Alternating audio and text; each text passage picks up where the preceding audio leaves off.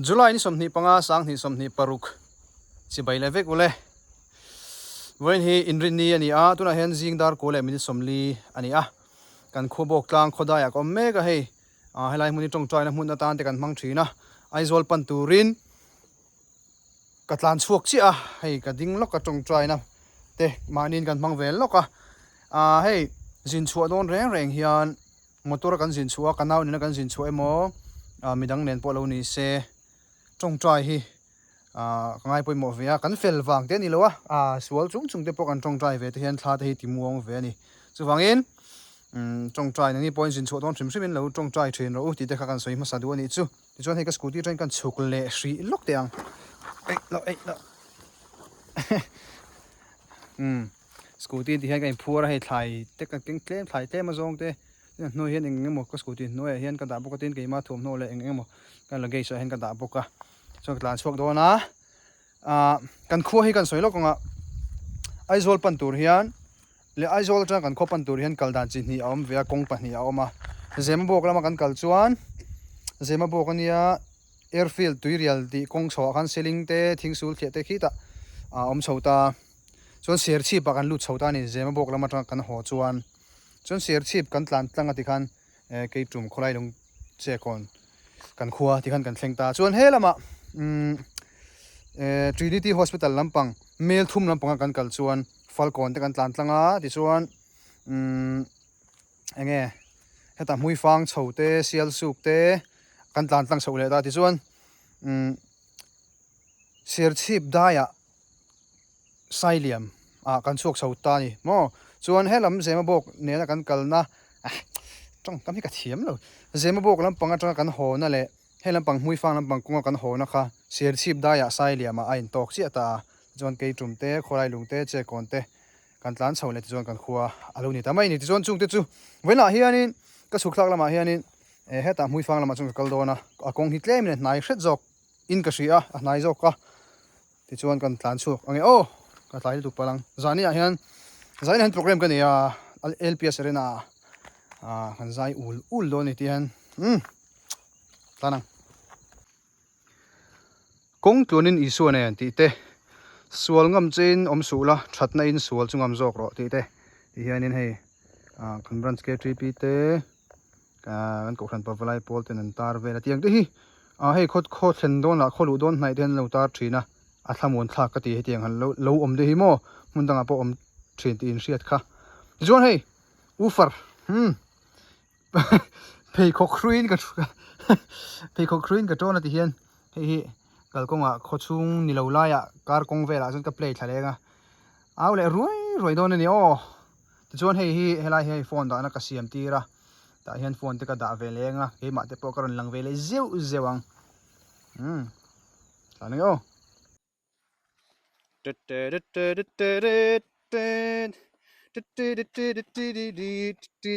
hei tuna hian welcome to chekon ain te chekon ka thlenga zia chuan ka tlan pel chi azok ani hei welcome to chekon in zia ni hi chekon atanga khorai lung lampang zok ani a khorai lung hemi to tan ka thleng lenga chekon hi in an tam bik lowa kholian ani bik lowa kan khonen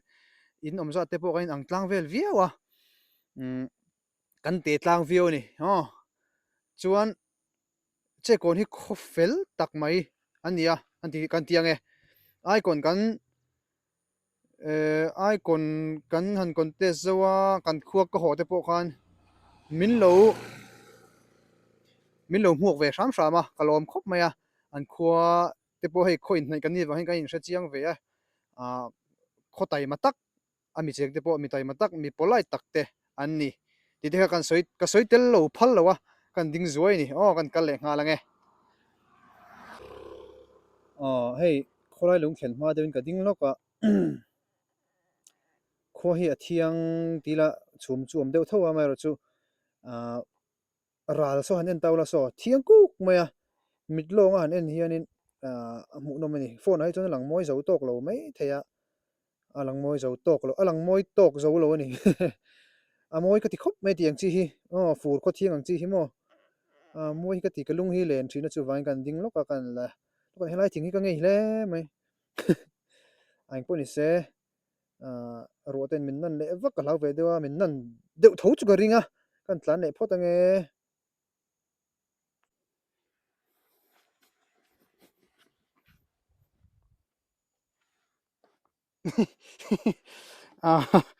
ola hei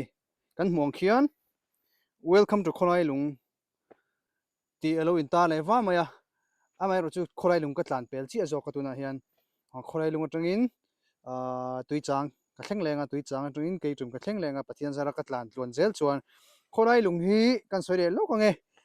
khofel tak mai an ni a an hming than deuh na pakhat chu in hriat to tho ka ringa kurtai an thar hnem ani kurtai hei kan khuwa kan ho emo aizol kan pan emo hian kurtai te hi kan lei ho ve deuh zia an bazar ate bazar khelo te po kurtai zuar hianin a kurtai hi an lo zuar deuh zela kum tluan hian kurtai an nei deuh reng ani ti te kha kan soi dual tin ai kon kan zo hlima keima kan in soi le lo kanga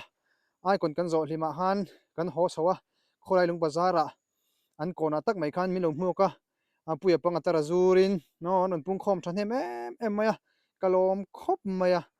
ti te kan soi le duan i chu ti chuan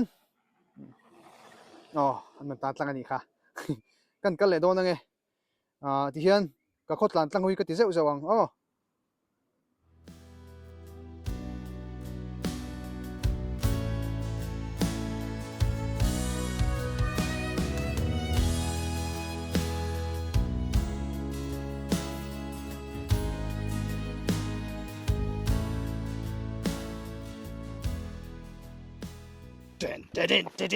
man mongai tuna hian hei welcome to Keitrum ania Keitrum kalu don chia dar som pan ni trap to voi chu ka aizol pan ni ka man mo lo reng khop he ti vlog pa te ka du wang le atlan chak hi ka pe vak lo hrim hrim e ka tlan chak vak ngai lo hrim hrim bok ani ti te kha ani ti chuan he Keitrum hi khonum tak mai ni a te kan ti le ma sanga ai kon kan zo hlima khan Keitrum kho te point min lo hmu ka an kona khanin mi pui no pung khom treu mai ni an fel em ani Keitrum a hianin restaurant hei kan kho tang ai zo kan pana sumo kan kalte hian cho te kan nei thla thina tui changa te ponia Keitrum a te hian an chome le an cho te tui em ani mo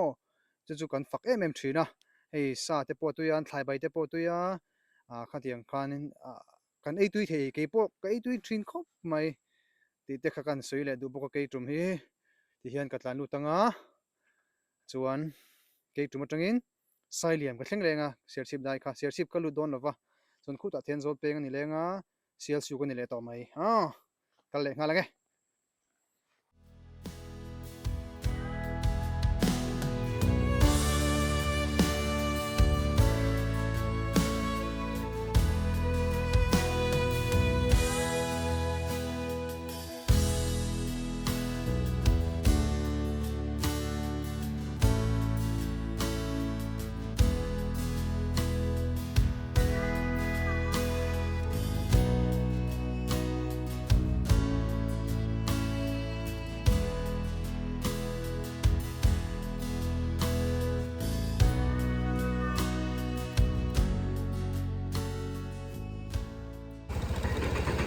chonu dar so pani le minute somli panga nia he sial su ka thleng don nai to nai te chulo ni ji alo deu amai ro chu thleng be trap to ni khi lai khian tui kho thamoi deu mai lo ma helai hmuna hian chuan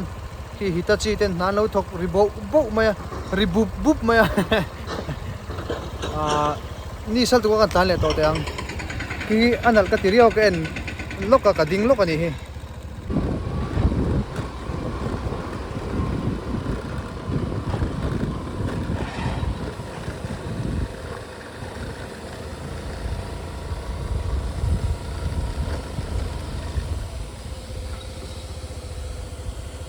anal riau khi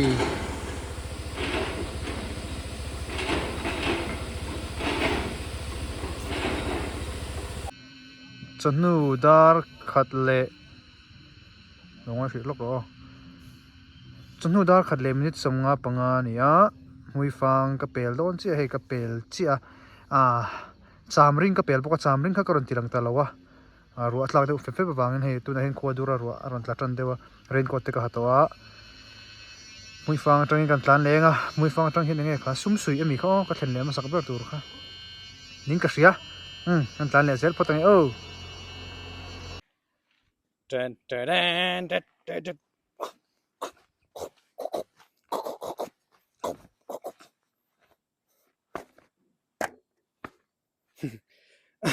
ole hei selem veng ka thleng pe don ta tuna hian tlai dar thum le achan ve per hreta dar thum le mini somli ania hei solai enge mo kha ka khua sum sui ti ver tang khan ka tilang to lem hlom lo chan chu kamong te kham lu tu thlen wa ka chak tol tu kamo kamong kham em mini aya ti khan kamong kham lu tu ka chuwangin ka tlan zel ni ka tlan chak pe box si lo wa ti chuan hei dar dar te chule jing dar som rik do na ka chuak ta am zia chu dar som anga lo ngai taila som pakhat som pani dar khat dar ni dar thum le somli borvel lo ni chuan dar kar thum le minute somli panga ang borvel ka tlan to tinani chu dar kar thum dar kar nga le minute somli panga ang vel ka tlan chak lem lo wa tin kal konga din zo zo te ka nei bok nen tiang vel chu ni chu pathian zara tlung takin ka tlana hei lomam hle ani tin ruwa ten min nan lo hlo mai kalom kho mai mui fang ka thlen don vel cham ring bor vel han ron tla sira amai chu hu wak na thamani lowa raincoat te kan ha engma hu ka nei lo ani kalom khop ani July tha chu ruwa sur du wanglai te ni ya kalom ani ti te kha kan soidu ani chu ti chuan vlog atok pa khar na tur tan thil tha itin midang phut na tel lo ni sela chu keima nuna hianin nge ka thuvon ve pakhat ania thil tha antinan dam lo te lo chan pui ta ni dam lo te ka lo va kana poisa tle ma song te ka lo va peta midang phut kher khangai lo ni thil tha kha ma ani ti mai kha a tha ni chu ko ril ro om ve kan soi ve mai boka ti chuan zawain engro in ka thleng potang la bye bye shiro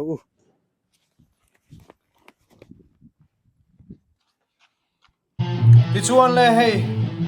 tluang takin pathian zara in ka thleng ve le ta